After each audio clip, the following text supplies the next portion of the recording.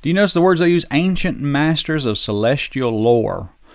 Guys, did Helena Blavatsky write the script to this video?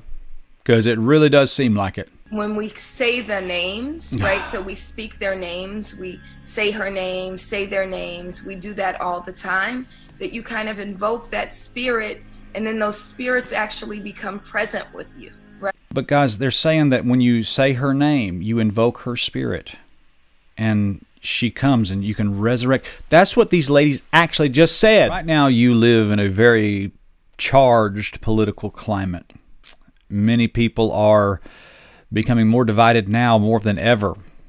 And the politicians are doing everything they can to come up with a solution. And many of them saying that we have the solution and blaming the other guy for causing the problem to begin with. And with all of that going on, you have to understand there are spiritual aspects to this. Of course, there's political aspects going on. And of course, there are things happening that are not good politically. But is there more to it than just that? Is this only political? I dare say no. There is a spiritual aspect to this. When people all across the world are rising up and having protests and burning down buildings, there is more than just politics going on. There is a dark spiritual movement happening behind the scenes. I am convinced that Beyonce Knowles is an occultist, that Black is King is an occult movie meant to initiate you into the occult, and I'm convinced, and I will prove to you, that the three ladies who run Black Lives Matter are nothing more than witches practicing witchcraft on a global scale. I will show all of those things to you in this video. And so this video will be titled Beyonce, Black is King, Black Lives Matter, and Black Magic. Hey guys, your friend Spencer here. I have been studying the Bible ever since I got saved. I was saved at the age of 18, but recently God has allowed me to learn a little bit about the occult, and I've had a lot of experience going back and forth to Africa the past 13 years of my life, and dealt with a lot of the witchcraft that goes on over there, the ancestor worship, and just basically African spiritism that happens on a large scale over there in the African continent. And I've learned a lot about the occult. The occult is always trying to pretend that it's something else, and it hides behind a veneer of something often. You will find that the occult is always pretending to be art. It always has been, it always will be. There's a woman right now who is a high arch occultist named Mariana Abramovich, and she pretends to be an artist, but she's not an artist, she's a witch. And there's another way that the occult presents itself and hides behind, and that is music. Guys, when you're watching these Super Bowl halftime shows, you're not watching music, you're watching a ritual being practiced. And all of these divas, the Madonnas, the Beyoncés, the Katy Perrys, the Lady Gagas, all of these women are occultists, and they are practicing a ritual right in front of you. And they're pretending like it's music, but it's not music. These are not divas, these are witches. But another way that the occult manifests itself and pretends to be is political movements. And I'm convinced that this modern political movement is nothing more than a mass, worldwide occult ritual putting people under a spell. And I'm going to prove it to you in this video. So let's get into this for a few minutes, and I want to show you, first of all, before we go any farther, I want to show you who Beyonce Knowles is. Now, a lot of people will look at Beyonce and they just love Beyonce, and you know, and no doubt, Beyonce as a person is a very likable young lady. She's a beautiful young lady, and she has a tremendous singing talent, and as a performer, she's tremendous at what she does. And I've watched several interviews of her, and I just as a person, I think she's a very likable young lady. But there's more going on here. Beyonce Knowles is a demon-possessed occultist. Now, I have my book here, Calling Evil Good, The Live Christian Rock and Roll. This is available on Amazon. And years ago, God put it on my heart to write this book because there are some very nefarious things happening in the music industry today.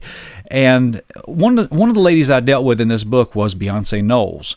And Beyonce's story basically was that she grew up in a Methodist church in Houston, a suburb of Houston, Texas. And it was a modernist church. And for more information on that, go watch our videos on neo-evangelicalism, modernism, and fundamentalism. That's very useful information if you're going to discern modern Christianity today, modern so-called Christianity. But Beyonce Knowles grew up in a modernistic Methodist church, just like Hillary Clinton did. And there was a trio of girls in that church that I believe it was Beyonce's parents discovered these girls can sing, and so they started to work with them, practice with them, and then even started taking them around on a little circuit singing in churches throughout East Texas. And eventually that thing developed into a smash hit pop diva trio called Destiny's Child. And there's actually, I'll give the whole story here, and the word destiny is a key word in the occult. You have to know that word if you're going to deal with this stuff and catch that. So check this book out for more information on that. And so the Destiny's Child trio was smash hit. I was in high school when that stuff came out, and then Beyonce Knowles went on and do her own solo career and has been very successful at that and very wealthy and very famous. And so, but there's an entity that possesses Beyonce Knowles, a demon, if you will, that possesses her, and she's very open about this demon. This demon's name is Sasha Fierce. And I just want to show you a video of her explaining this in a couple different interviews. And she's actually on the Oprah Winfrey Show right here. And let me just show you what Beyonce is saying, because I don't want you to just take my word for it. I want you to actually see what these people are. Like, when you're getting ready to go on stage and perform, does Sasha Fierce, when does she show up? Usually when I hear the crowd, when I put on my stilettos, when, like, the moment right before when you're nervous and that other thing kind of takes over for you. Uh-huh. Do you notice that what she says, that other thing takes over for you? That's not good. That's a demon that is taking over her. And so you see that this quiet, very respectful young lady, and her disposition's magnificent. I mean, I just admire how she is and how she's a very likable person. But when she gets up on that stage and starts doing all that raunchy dancing, that's not her, and she admits that. That is another, they call it an alter ego, but it's a demon called Sasha Fierce. Let's go forward here. She does a British television show, and they talk about Sasha Fierce in this interview, and let's check this out. Charts. Her track, If I Were a Boy, stopped from getting to #1 only by the X Factor charity record, is the first from Beyonce's third studio album, where she unveils her latest alter ego, Sasha Fierce. Yes. I am Sasha Fierce. Tell me more. You have to say Sasha Fierce with more attitude. Yes. There you go. Okay, so there's that. And then she goes on the Tyra Banks show, and I'm not sure what year this is, and I apologize for the low-quality video here, but Tyra Banks actually talks to her about, I saw you transform into Sasha Fierce before you went on stage. Thank you for coming. That was really nice. You are so welcome. Yeah. And you know what's so funny is I saw you turn into that trance thing. Like, you lose your mind. I do. Like, I was like, she really loses her mind. And it's funny because it's really unreal to see. Like, what overtakes you? Because it's like, you see her right now, she's like, hi, everybody, something else said. No, I don't talk about my relationships. And then she gets on the stage, she's like, Okay, so there is the Tyra Banks show, and there's 3 different instances right there I just showed you where Beyonce talks about becoming Sasha Fierce. That is classic demon possession.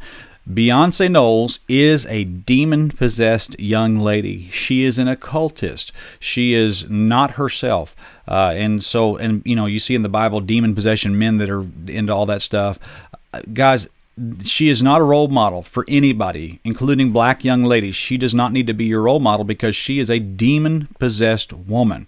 Now, we're going to go into Black is King, the new video that she made. That was an hour-and-a-half kind of music montage, loosely adapted of The Lion King.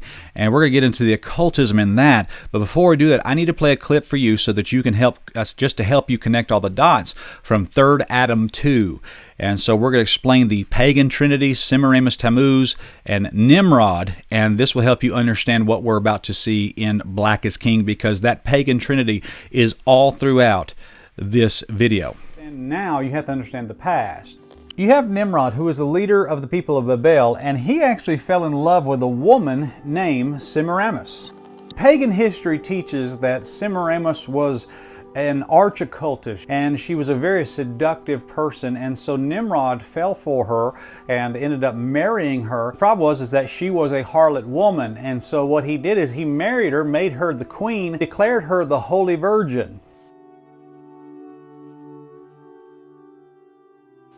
Now, at this point is where most historians disagree, and the timeline of all this is really fuzzy, is that it contradicts. And the reason it contradicts is because the source of it. And so what I'm going to give you is what generally most people believe about what happened. Basically, what a lot of people believe is that Nimrod died, and Semiramis has to come up with some plan to keep control of the kingdom. And so what she says is, I am now with child immaculately of the reincarnation of Nimrod. And she has a child, and that child's name is Tammuz. And she actually had him on December 25th.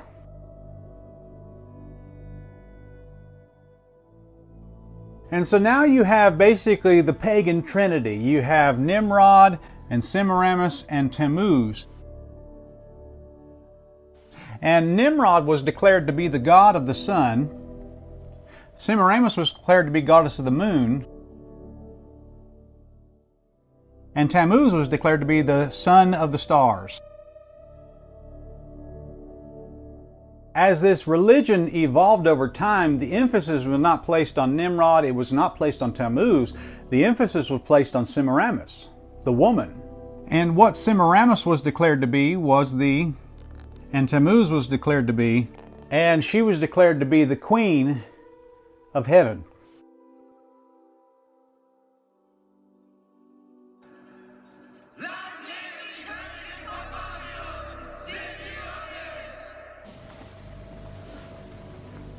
You notice that the crown is on Mary's head.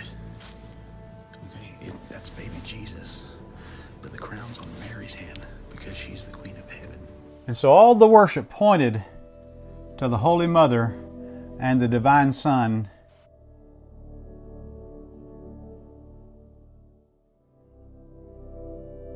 And she was given all the attention. And so you see there in 3rd Adam 2, we dealt with the pagan trinity and what that was and why that's significant in today's age. If you will understand that key piece of information, then that will help you to identify occultism today and paganism today when you actually see it. And so with that being said, let's go in and let's examine Black is King. And there you see Nimrod, Semiramis, and Tammuz, the pagan trinity, all throughout Black is King. And it's blatant, okay? Bless the body, born celestial. Now that right there is talking about this boy being born celestial, meaning that this child is a God-man. That's Tammuz right there. And then you see her, she's saying that this is my baby, so she's playing the part of Semiramis in this video. And then you see that the background goes to a woman with a crown on, and you'll see there if you look close that there is a golden crown on her head, which was what Semiramis did wear. She was the city of Babel, had the towers, and so she's holding the baby Tammuz. That is Pagan Trinity 101 right there in your face in this video. And there's another scene here where she paints the face of Tammuz and goes out there and they hold hands up to the sun god, Nimrod. Guys, this is the pagan trinity right here on Disney. This is right in your face. And so when you get these little key bits of information, it is so easy to see. You see the Nimrod, Tammuz, Semiramis. It's all in your face right there. Now, I want you to see here, they're going to start talking about ascended masters, which is another aspect of the occult. And before we go any farther, I want to play a clip of 3rd Adam, the first documentary we did, 3rd Adam 1, where I explained the occult getting this higher knowledge from these ascended masters. And once you see that, you'll be able to understand what you're looking at here. The Theosophants, you try to take bits and pieces of all religions and merge them together. Well, how do you discern all that? How do you navigate which to take, which not to take? Well, what they believed is that there was a higher power who could tell you all that and teach you how to decipher between the two, and these were called the Ascended Masters. They said these were real entities who really existed. And so you have people here on planet Earth who need the knowledge that the Ascended Masters can give you. And there were many ways to get this knowledge, but the main way that they did that was something called an astral projection. And an astral projection is called an out-of-body experience by most people. Mainly what they do is through meditation or something like that. These people actually, they believe that their soul can leave their body and they can travel across the universe and meet face to face with these Ascended Masters.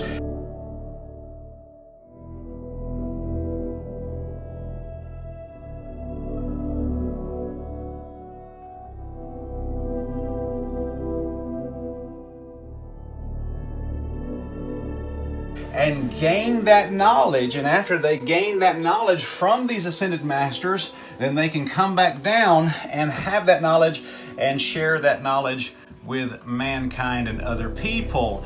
And so they believe that they were enlightened. They had a higher level of knowledge than other people. Now, in many forms of the occult, the eschatology views that they had at the end times is that eventually these Ascended Masters would eventually come down and condescend back to Earth, and they would, lead the world into a golden age or a golden era. Blavatsky actually taught that the human race was not ready for that, and so we had to get more knowledge and bring more knowledge and bring more and more and more of this information that was stored up with the Ascended Masters. We had to bring more and more of that down through books and through projections and through all the things that we were doing, and eventually there would be enough people on the planet that were enlightened enough to please the Ascended Masters, so that they would actually be accepted, and the world would accept these people and accept what they called, just like the Buddhist people,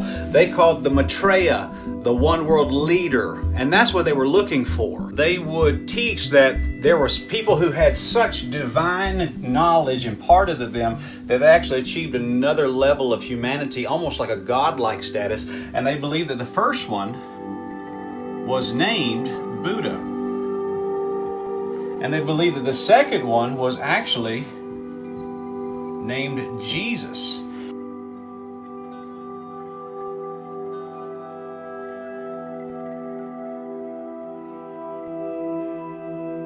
And they do believe that there is another one that's coming, and they are still actually looking for this one because they don't know who he is, but they know he's going to show up pretty soon. And so you see that in the world of the occult, the Theosophants with Blavatsky, Aleister Crowley, all of them, they practice this astral projection, going up, meeting with the Ascended Masters, getting the knowledge that they had, and bringing that back down to earth. That is occultism. That is. It's not necessarily Satanism. Those are two different things, but this is occultism. And anytime people are looking towards the ancestors, which is what they did in the Black Panther, all of that is straight up occultism. It was not invented by Marvel movies. Beyonce did not invent this stuff. People have been doing this for centuries, since the Tower of Babel and Nimrod. That's the religion of Mystery Babylon. That is occultism. And so when we go to Black is King here in Disney, we see them practicing this and promoting this, and here's a perfect example. Let's just watch. Now she's going to talk about, you're a king and you need the wisdom of the ancient ones, of our ancestors, which is the Ascended Masters. This is the occult right here in front of your face. Watch this. You can still always find something like home. The great kings were here long before us. The great kings. Ancient masters of celestial lore. Do you notice the words they use? Ancient masters of celestial lore. Guys, did Helena Blavatsky write the script to this video? Because it really does seem like it.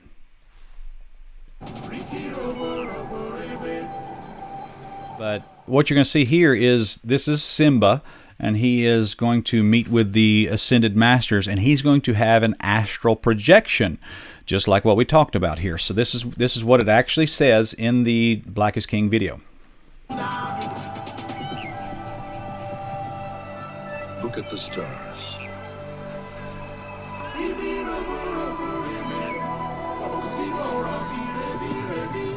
The great kings of the past look down on us from those stars. Kings will always be up there to guide you. So you see there that he is actually floating in space on the astral plane and receiving knowledge from these ancient kings. And so will I.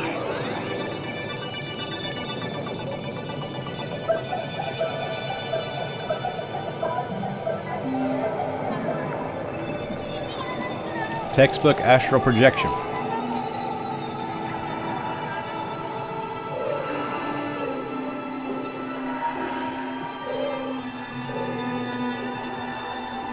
But also you see demon possession in the video.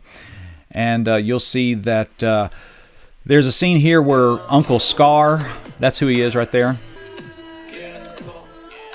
And I mean, it's just blatant demonic imagery all throughout this video.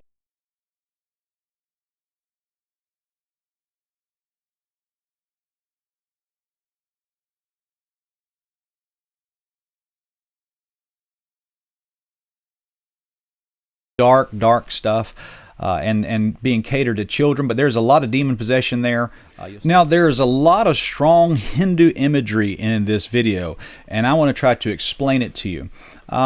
In the video there is a very prominent character, and the culture calls him the Blue Man, but really what he is a picture of Krishna in Hinduism. And he is like a deity type character, and you see him dancing all throughout this video. And there is a point where he dances with Beyonce, and this is actually a very, very close example of the Radha Krishna festival that the Hindu world practices. Now, let me just show you a little bit here of who Krishna is, and just show you that picture there. Krishna was a Hindu deity. He was an avatar of which is basically a god man, and he dances with this lady that he falls in love with, and this is actually a big festival in the Hindu world because it's the merger of the masculine and feminine, which they believe in the dualities, and you see the yin and yang and that kind of stuff. We'll talk about that here in a second. But now I understand the color of this man and why he was that color. I understand that with the history of slavery and stuff like that. But this is awfully close to the Hindu depiction of the Radha Krishna festival. And you see there that they all dance together, and this whole video basically is a prime example of something so strikingly similar to that. And they dance together. Much of the video, Beyonce and this Blue Man are seen together. And so I believe he's a picture of Krishna. Now also here you see that this video gets into a demonic aspect. It gets very dark at certain places. And I want you to see this part here with the Blue Man. What you see there, I slowed this down, is there is a merger of dualities there. And let's just show this again for you. They're leaning on each other, and you see a green and a red, and that is a picture of merging dualities, which is an occult concept. And if you notice that they've got a little circle there that they're leaning on, and that's the deal with the occult. The occult believes in merging dualities, because if you read the first few chapters of the Bible, the phrase God divided is found many, many times. God divided the firmament from the earth. He divided light from the darkness, day from night, land from sea. There's so much that God divided there. And that's the one thing about God. Everybody thinks that God is a big uniter. Well, really, the truth is God is a divider. And so a quick study of the early chapters of the Bible, you'll realize that God is a divider. He divides lost from saved, truth from error, dark from light, the devil's doctrine from his doctrine. Okay, God divides. But see, the occult world is uniting. They believe in merging, what they call merging dualities. And really, when a man gets into the occult, he oftentimes becomes very feminine. And when a woman gets into the occult, she often becomes very masculine. Well, why is that? Because God divided male from female, and they're trying to undo that. That's really why a lot of these contemporary Christian singers are very feminine men. Okay, it's because they've gotten into a form of the occult. That always happens with the skinny jeans and all that stuff. There's more to it than just skinny jeans. There is a femininity to a man in contemporary music because of the nature of the occult. The occult merges dualities that God divided. It makes man woman and woman man, and that's really, I mean, it's called raising your consciousness. There's a lot there with that. I couldn't explain all this video, but that's what they're practicing here. And so you see this in this video here, and you see that they are actually merging their duality together. The yin and yang is actually an Asian symbol, but that is a picture of that. When you see this in a martial arts gym, you better know that you're being taught occultism there in that gym. And so there's more here with that, and we'll look at this here together.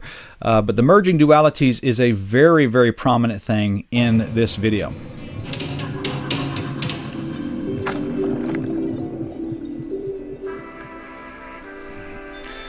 Now, of course, there's a scene where they go to a big hotel and Jay-Z is there. And by the way, Jay-Z's name is not just Jay-Z, it's Jay-Z-Hova. It really is a mockery of God. But I want you to hear what this video actually says. They actually say just straight up textbook occult mantras about dark and light, merging dualities. They actually say that in this video. It's right here in front of your face. Watch it. Dark and light. Duality, the balancing of good and evil.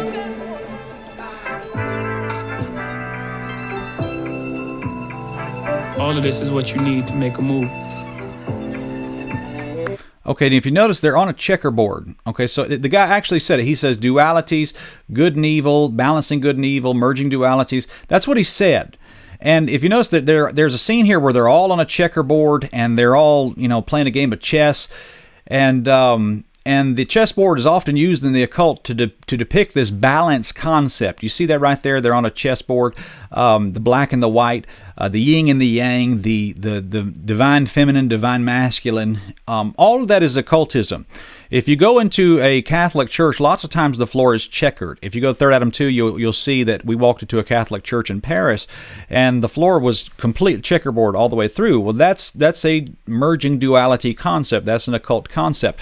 If you go, I've never been into a Masonic lodge, but I've seen a lot of pictures. Every Masonic lodge floor is a checkerboard, black and white, merging dualities, because the Masonic lodge is a form of the occult. And so you see all that kind of stuff in these videos, and you see it right there. And so, I mean, they're playing a game of chess, and the young Simba boy, he comes up with a the king is representative for you, it's representative of the soul. It's not always a battle. And he actually has a chess piece here in his hand here in just a second. The king is you. And there he is playing chess with his father. I don't know if that sounds right. Anyway, you are the king. Okay, so you see him there with the chess piece. This is occultism. And if you notice, he has the mark on his forehead. That's a Hindu concept as well. Guys, this is full of occultism, what you're seeing. This is not art. This is the occult. And the occult always pretends like it's art and entertainment, but it's not. It's the occult. Okay, and so also I want you to notice, this is the audio soundtrack of the video, this Black is King video, and it's called The Lion King, The Gift. And if you'll notice here, there is a lion that is there, and they're shaped in a yin-yang structure right there, as you see, and that is the merging dualities. That's what you have there in that video. They're not even trying to hide it. It's right there on the album cover, right there in front of your face. They're not hiding this stuff.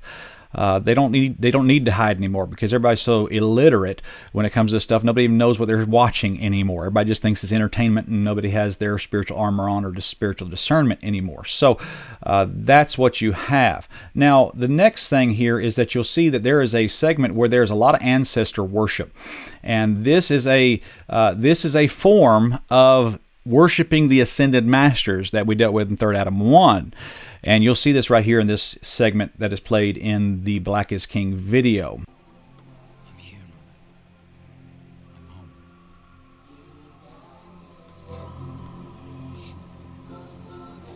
Your wishes hold your hand through this journey that began before you were born. We never forget to say thank you to the ancestors, noble and royal. anointed, our blessings in the stars. Okay, so you see that she just flat out says it. We'll never forget our ancestors. Guys, Black is King is nothing more than an occult ritual about an hour and a half long, indoctrinating you into the occult, and doing that under the guise of some sort of racial heritage. And it has nothing to do with racial heritage. That's the angle that they're playing to sell you the concepts, philosophies, and doctrine of this video. But this has nothing to do with racial heritage. This is a occult indoctrination video, and it's being marketed to children, which is a Trojan horse, if you will.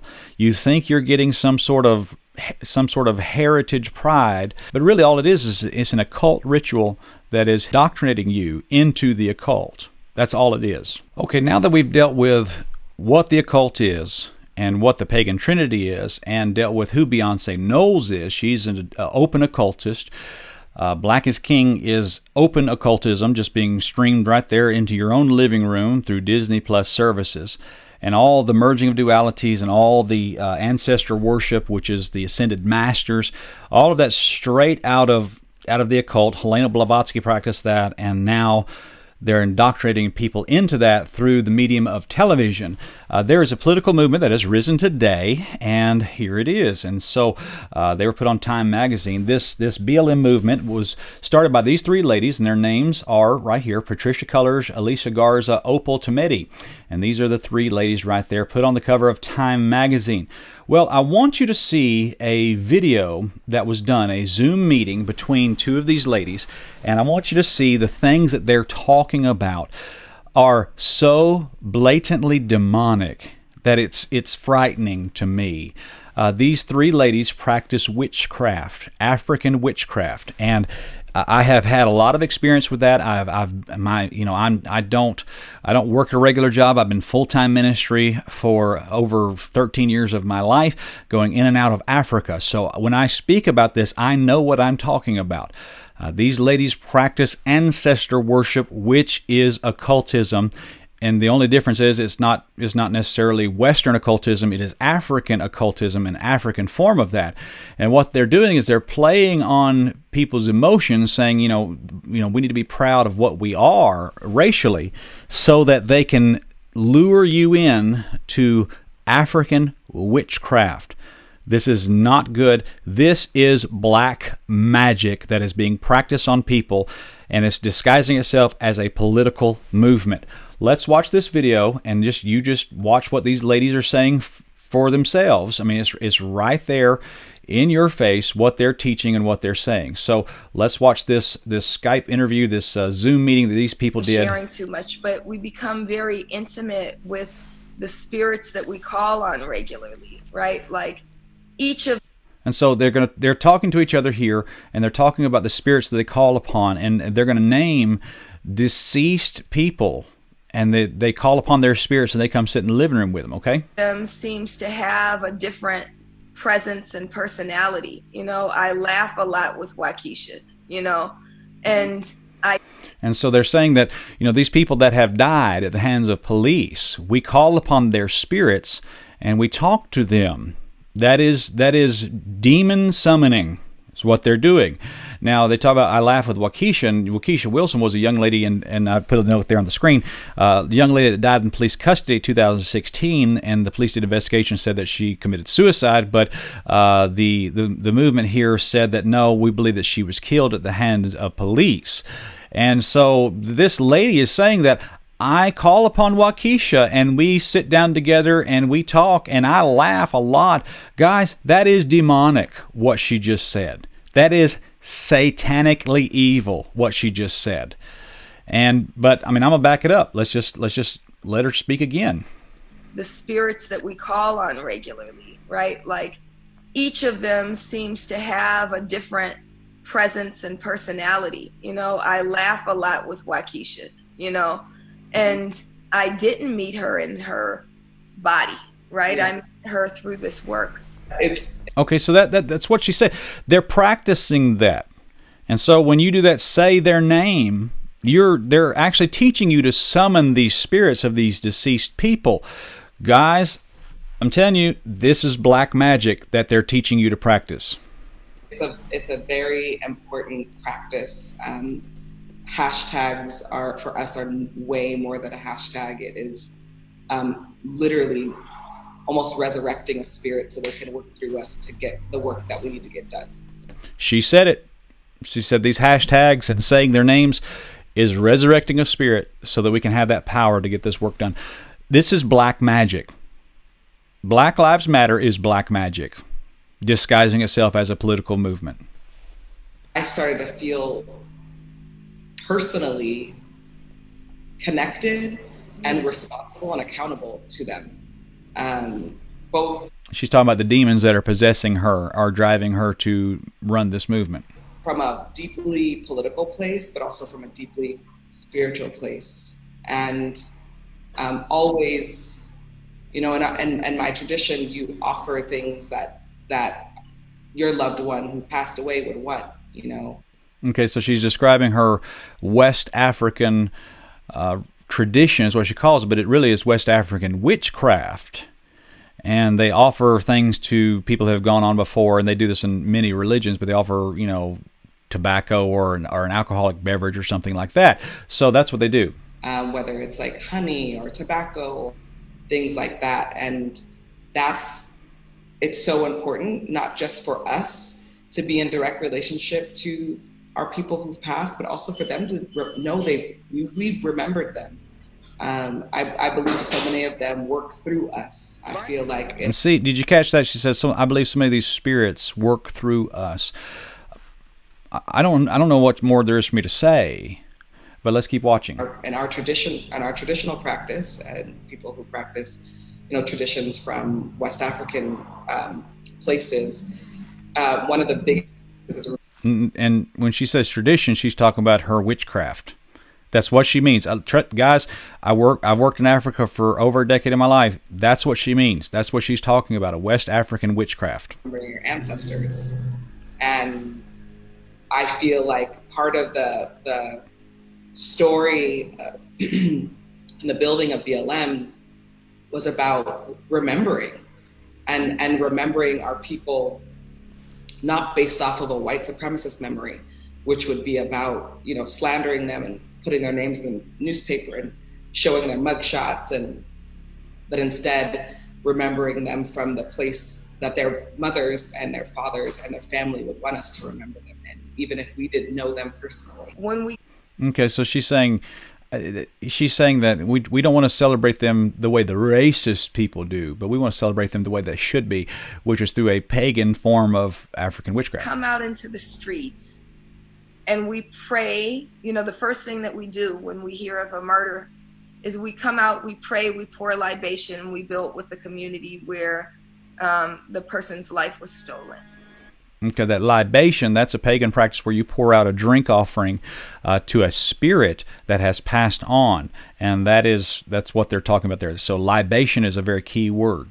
And it took almost a year for me to realize that this movement is much more than a racial and social justice movement. At its core, it's a spiritual movement. What more do I need to say? These people themselves, these witches, and I mean that in the purest sense of the word, these ladies are witches practicing witchcraft, and are the two of the three founders of this movement are saying this is a religious movement. Black Lives Matter is black magic. Because we're literally standing on spilled blood, right? Yeah. And you can't pretend like that's work that's just like some organizing work. That's, you know, that's some serious stuff, right? When we say the names, right? So we speak their names, we say her name, say their names. We do that all the time, that you kind of invoke that spirit, and then those spirits actually become present with you, right? Okay, now I live in Louisville, Kentucky, and that Breonna Taylor deal, they're saying say her name and don't let her die. Oprah Winfrey is heavily involved in this. Anything Oprah Winfrey's involved in, you know, is witchcraft, because Oprah Winfrey is a witch. But guys, they're saying that when you say her name, you invoke her spirit, and she comes and you can resurrect. That's what these ladies actually just said. So spirituality is at the center of Black Lives Matter. And I think that's not just for us. I feel like so many leaders and so many organizers are deeply engaged in a pretty important spiritual practice. And so she's saying that all of our leaders are engaged in this form of witchcraft. This thing from the top down is black magic. And I'm showing you 2 of the 3 founders of this movement are openly saying that. This is not some wild conspiracy theory from some right-wing nut job on the internet. This is a guy who can research and knows how to back up what he's claiming. I'm a Baptist preacher who believes the Word of God, and I know how to do a little bit of research. These 2 ladies are saying openly that Black Lives Matter is a black magic movement. That should alarm you.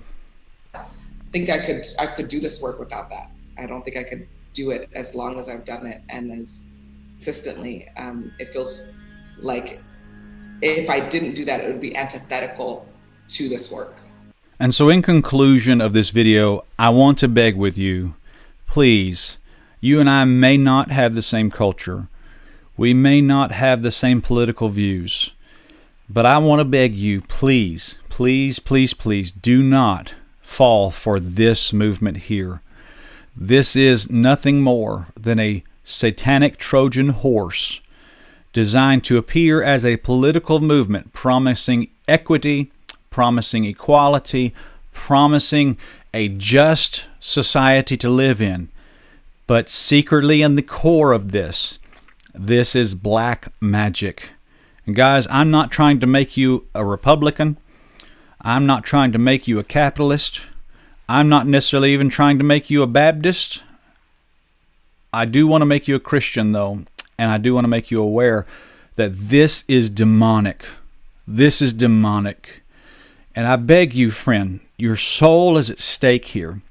And I'm not coming to you as some right-wing political whatever. I'm coming to you as a Baptist preacher that cares for your soul.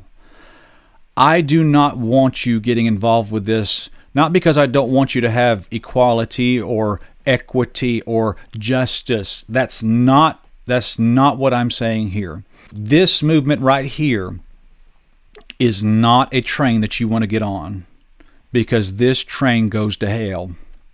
And it does not stop.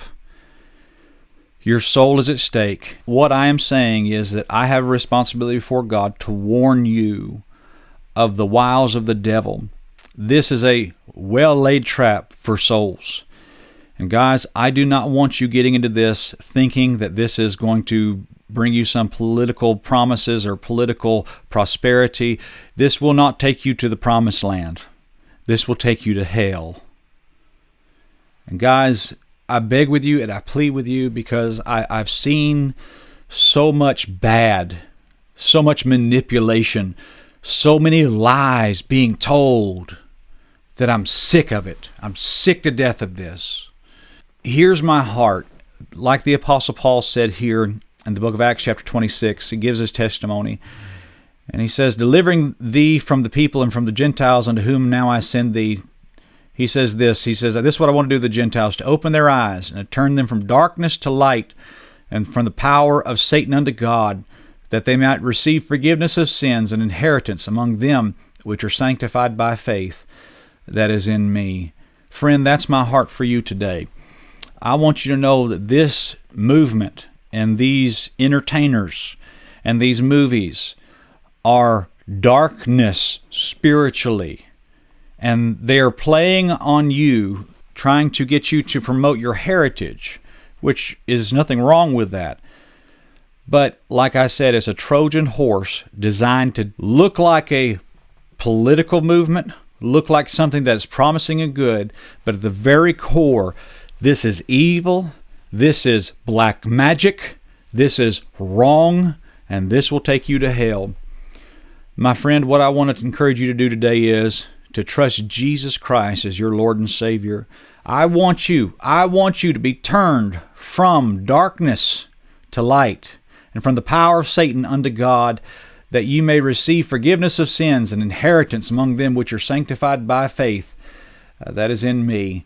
Friend, I want to tell you, when I was 18 years old, I received Jesus Christ as my Lord and Savior. And I received the forgiveness of sins. I was turned from the power of darkness unto light, from the power of Satan unto God. Satan had a hold on me, but Jesus set me free. Amen. And I'm so thankful for that. And guys, this is not a political video.